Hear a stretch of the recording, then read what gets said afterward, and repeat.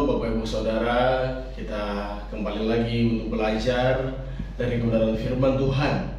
Saat ini kita akan belajar satu tema yang luar biasa di bulan ini, yaitu tetaplah berdoa.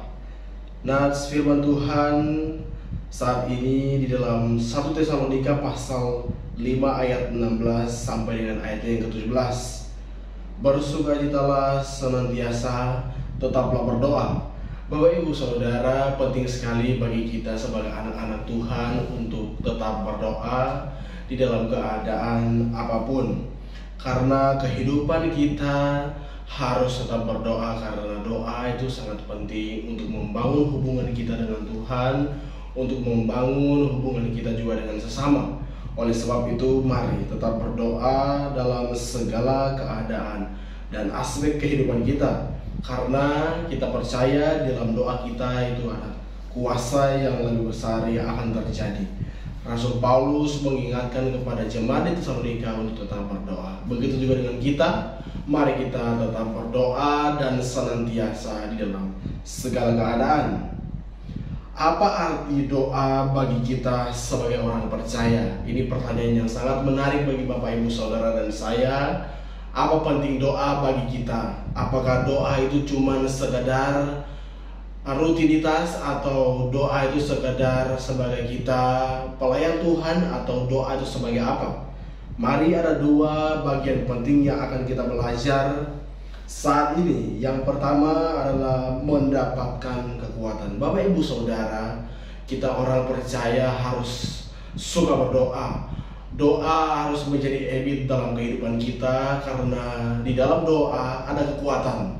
Ketika kita mengalami ini dan itu dalam kehidupan kita, mari tetaplah berdoa, biar doa itu yang membuat kita kuat di dalam segala keadaan kehidupan kita. Mungkin Bapak Ibu Saudara, kita akan mengalami ini dan itu, atau sedang mengalami. Mari tetap berdoa, karena doa akan mendapatkan kekuatan yang sangat luar biasa dari Tuhan.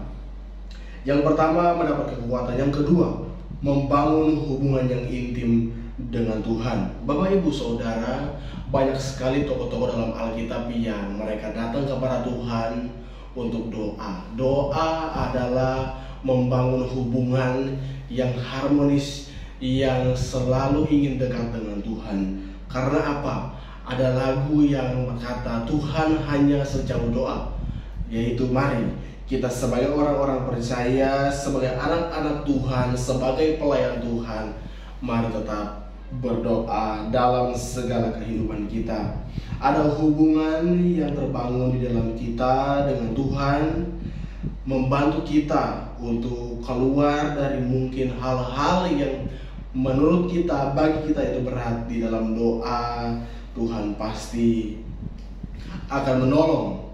Dan lewat doa juga Bapak Ibu Saudara, kita membangun hubungan yang sangat luar biasa dengan Tuhan. Pesan yang harus dilakukan, harus tetap berdoa dalam segala keadaan hidup Bapak Ibu Saudara. Dan berkat jika kita melakukan, selalu merasa nyaman dalam dekapan dengan Tuhan. Akibat jika tidak melakukan, tidak ada hubungan yang harmonis dengan Tuhan. Jika kita tidak berdoa, pasti kita akan merasakan seperti kehidupan kita jauh dari Tuhan. Sharing Komsel pada saat ini 1 Tesalonika 5 ayat 16 dan 17. Bersukacitalah senantiasa, tetaplah berdoa.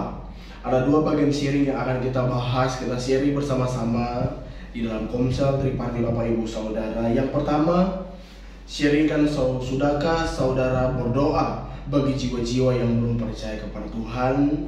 Yang kedua, sharingkan bagaimana hubungan saudara dengan Tuhan melalui doa. Jadi dua pertanyaan penting ini yang akan Bapak Ibu Saudara sharing dalam Komsel Triparti. Proyek ketaatan senantiasa berdoa kepada Tuhan Yesus dalam segala keadaan hidup. Dan berdoa juga buat keluarga yang telah menyediakan tempat untuk kita berkomsel dan sharing bersama, bertumbuh bersama, dan melayani Tuhan bersama. Dan kita juga berdoa untuk beberapa pokok-pokok doa yang penting di dalam gereja Tuhan, dalam pengembalaan dan perkembangan gereja Tuhan. Dan kita percaya doa-doa kita sangat besar kuasanya. Tidak juga lupa berdoa untuk keluarga. Kita doa berkali dalam Bilangan pasal 6 ayat 24 sampai dengan ayat yang ke-25. Kiranya kebenaran firman Tuhan mengajarkan kita untuk tetap berdoa dan antusias semangat dalam melayani Tuhan.